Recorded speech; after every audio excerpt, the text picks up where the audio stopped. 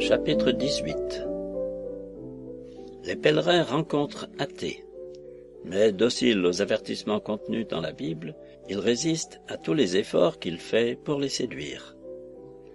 Ils traversent ensuite le terrain enchanté, image de ce présent siècle mauvais et des dangers auxquels les chrétiens sont exposés dans un temps de perversité. Ils doivent veiller et prier sans cesse, avoir entre eux des conversations spirituelles et édifiantes pour se défendre contre les dangers du monde.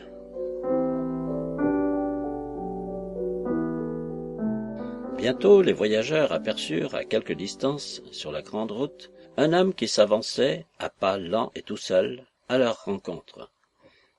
Chrétien dit à son compagnon, « Voici un homme qui tourne le dos à Sion, et qui vient au-devant de nous. » Grand espoir, je le vois bien. Pour cette fois, prenons garde à nous, de peur qu'il ne nous égare comme flatteur.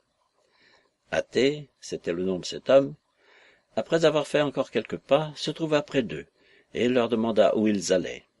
Chrétien, nous allons à la montagne de Sion. Athée partit d'un grand éclat de rire. Chrétien, pourquoi riez-vous ainsi? Athée, je ris de votre ignorance et de votre simplicité. Comment pouvez-vous entreprendre un voyage dont vous n'aurez d'autre récompense que la peine qu'il vous aura coûté et les ennuis que vous y aurez rencontrés? Chrétien, comment? Croyez-vous que nous ne soyons pas admis dans la cité céleste? Athée, admis dans la cité céleste. Il n'y a point de semblable cité dans ce monde. Elle n'existe que dans votre imagination. Chrétien, mais il y en a une dans l'autre monde. Athée, quand j'étais dans mon pays, j'ai souvent entendu dire, comme vous, qu'il y en avait une. En conséquence, je me suis mis en route pour la découvrir, et voici 20 ans que je la cherche. Mais je n'en ai pas trouvé trace. Chrétien, nous avons entendu dire, et nous croyons l'un et l'autre, qu'il y en a une. Athée, si je ne l'avais pas cru aussi, je n'aurais pas quitté mon pays, et je ne serais pas allé si loin pour la chercher. Mais ne la trouvant point, et assurément si elle existait, je l'aurais trouvée, puisque je suis allé plus loin que vous à la découverte, je m'en retourne chez moi, et je suis décidé à ne plus attendre mon bonheur que des choses que j'avais abandonnées pour courir après cette chimère. Alors Chrétien se tourna vers son compagnon, et lui demanda « Ce que dit cet homme serait-il vrai ?» « Défions-nous de lui, répondit Grand Espoir, cet homme est encore un séducteur. Souvenez-vous combien il nous en a coûté pour avoir prêté l'oreille à de pareils discours. Quoi, il n'y aurait point de montagne de Sion? N'avons-nous pas aperçu des montagnes des délices, la porte de la cité céleste? Et d'ailleurs, ne devons-nous pas marcher par la foi? Poursuivons notre route, de peur que l'homme qui a le fouet à la main ne nous surprenne encore. C'était à vous à me rappeler l'exhortation que je vais vous faire entendre. Garde-toi, mon fils, d'écouter ce qui pourrait te détourner des paroles de la sagesse. Je vous le répète, mon frère, ne faisons aucune attention à ce que nous dit cet homme. Gardons la foi pour sauver notre âme. Mon frère, si je vous ai fait cette question, ce n'est pas que je doutasse de la sincérité de votre foi. Je ne voulais que vous éprouver et vous donner occasion de manifester la droiture de votre cœur. Quant à cet homme, je sais que le Dieu de ce siècle a aveuglé son entendement. Poursuivons notre voyage, puisque nous savons que nous avons la vérité, et que nul mensonge ne vient de la vérité. Maintenant, dit Grand Espoir, je me réjouis dans l'espérance de la gloire de Dieu. Alors ils s'éloignèrent de cet homme, qui continua son chemin en se moquant d'eux. Les pèlerins arrivèrent bientôt dans une contrée dont l'air endort ceux qui ne sont pas accoutumés à le respirer. Grand Espoir n'y eut pas plutôt mis le pied que se sentant abattu et enclin au sommeil, il dit à Chrétien, « Je me sens si appesanti que je puis à peine tenir mes yeux ouverts. Arrêtons-nous ici et prenons quelques instants de repos. » « Gardons-nous-en bien, dit Chrétien, de peur de nous endormir pour ne jamais nous réveiller. » Grand Espoir, « Pourquoi, mon frère? Le repos est doux après la fatigue. Un peu de sommeil nous fera du bien. » Chrétien, ne vous souvient-il pas que l'un des bergers nous a exhortés à prendre garde à nous quand nous serions sur le terrain enchanté? Il voulait dire par là que nous ne devions pas nous y endormir. Ne dormons pas comme les autres, mais veillons et soyons sobres. Grand espoir. J'ai eu tort, je l'avoue. Si j'avais été seul ici, je m'y serais endormi, au péril de ma vie. Je vois maintenant la vérité de cette parole du sage, deux valent mieux qu'un. Jusqu'ici, votre société m'a préservé de bien des dangers, et vous ne perdrez point la récompense de ce que vous avez fait pour moi. Eh bien donc, dit Chrétien, afin de n'être pas vaincu par le sommeil dans ce dangereux pays, entamons une bonne conversation. De tout mon cœur, répondit l'autre. Chrétien, de quoi parlerons-nous d'abord? Grand espoir. Du commencement de l'œuvre de Dieu en nous. Je vous écoute. Chrétien prit donc la parole en ces termes. Faites-moi le plaisir de me dire comment vous en êtes venu à entreprendre le pèlerinage que vous faites maintenant. Grand espoir. Vous voulez que je vous dise comment j'ai été amené à m'occuper du salut de mon âme? Chrétien. C'est cela. Grand espoir. J'ai longtemps cherché le bonheur dans les choses qui étaient exposées en vente à notre foire, et qui auraient causé ma perte si j'avais persisté à m'y attacher. Chrétien. Quelles étaient ces choses? Grand espoir. C'étaient les trésors et les vanités de ce monde. Je me plaisais dans les débauches, l'ivrognerie, la gourmandise, les jurements, le mensonge, l'impureté, la profanation du sabbat et tous ces péchés qui tentent à perdre l'âme. Mais en réfléchissant à vos discours, ainsi qu'à ceux de notre bien-aimé fidèle, qui a été mis à mort dans la foire de la vanité à cause de sa foi et de sa bonne conduite, je finis par être convaincu que la fin de toutes ces choses est la mort, et que c'est à cause d'elle que la colère de Dieu vient sur les enfants de désobéissance. Chrétien. Cette conviction eut-elle sur vous une influence immédiate? Grand espoir. Non, je ne voulus d'abord pas convenir avec moi-même du mal du péché, ni croire à la condamnation qui en est le juste salaire. Et lorsque ma conscience, remuée par la parole de Dieu, commençait à se réveiller, je fis tous mes efforts pour fermer les yeux à la lumière divine. Chrétien. Mais pourquoi résistiez-vous ainsi au premier mouvement de l'Esprit de Dieu dans votre âme? Grand espoir. Pour diverses raisons. Premièrement, d'abord j'ignorais que ce fût l'œuvre de Dieu en moi. Je ne considérais pas que Dieu commence ordinairement la conversion du pécheur en le convainquant de pécher. Deuxièmement, le péché avait encore beaucoup d'attrait pour mon cœur corrompu, et je ne pouvais me résoudre à y renoncer. Troisièmement, je ne savais comment me séparer de mes compagnons de péché, tant leur société et leur manière de vivre m'étaient agréables. Quatrièmement, les moments où j'avais une vive conviction de ma misère étaient pour moi si pénibles et me mettaient dans une telle angoisse que je n'en pouvais pas même supporter la pensée. Chrétien. Vous parveniez donc quelquefois à vous délivrer de vos inquiétudes? Grand espoir. Quelquefois, mais ce calme ne durait pas. Mes agitations recommençaient bientôt, malgré moi, plus violentes qu'auparavant. Chrétien. Pourquoi? Qu'est-ce qui vous remettait ainsi vos péchés devant les yeux? Grand espoir. Une foule de choses différentes. La rencontre d'un homme de bien, une lecture de la Bible, un mal de tête, la maladie d'un de mes voisins, le son de la cloche funèbre, la nouvelle d'une mort subite, et surtout la pensée que je mourrais moi-même et que bientôt je devrais comparaître devant le tribunal du Christ. Chrétien. Et lorsque quelqu'une de ces choses réveillait ainsi votre conscience, pouviez-vous facilement vous débarrasser de vos péchés? Grand espoir. Non, je ne le pouvais pas. Le fardeau du péché oppressait d'autant plus ma conscience que je faisais plus d'efforts pour m'y soustraire. Et dans ces moments-là, quand, malgré moi, je me sentais tenté de pécher encore, c'était pour moi un double martyre. Chrétien. Que faisiez-vous alors? Grand espoir. Je pensais qu'il me fallait absolument changer de vie, car, me disais-je, sans cela, je périrais infailliblement. Chrétien. Et fîtes-vous en effet des efforts pour y parvenir? Grand espoir. Oui, non seulement je m'abstins des péchés dans lesquels je tombais autrefois, mais je renonçais aux mauvaises compagnies que je fréquentais, et je remplis scrupuleusement mes devoirs religieux. Je priais beaucoup, je fis de bonnes lectures, je pleurais sur mes péchés, et je m'appliquais à parler selon la vérité à mon prochain. Je fis encore d'autres choses de ce genre qu'il serait trop long de vous raconter. Chrétien. Et après cela, fûtes-vous rassuré sur l'état de votre âme? Grand espoir. Oui, mais cela ne dura pas longtemps. L'inquiétude s'empara de nouveau de moi, malgré toutes les réformes que j'avais faites dans ma conduite. Chrétien. Comment cela se pouvait-il, puisque vous aviez changé de vie? Grand Espoir. Divers passages de l'Écriture me tirèrent de la sécurité dans laquelle j'étais.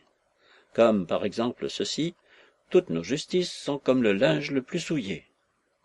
Personne ne sera justifié par les œuvres de la loi. Quand vous aurez fait tout ce qui vous est commandé, dites, nous sommes des serviteurs inutiles. Et d'autres passages encore qui faisaient naître en moi des pensées telles que celle-ci. Si toute ma justice est comme un linge souillé, si personne ne peut être justifié par les œuvres de la loi, et si, quand nous avons fait ce qui nous est commandé, nous sommes des serviteurs inutiles, c'est folie de penser à entrer dans le ciel par l'obéissance à la loi.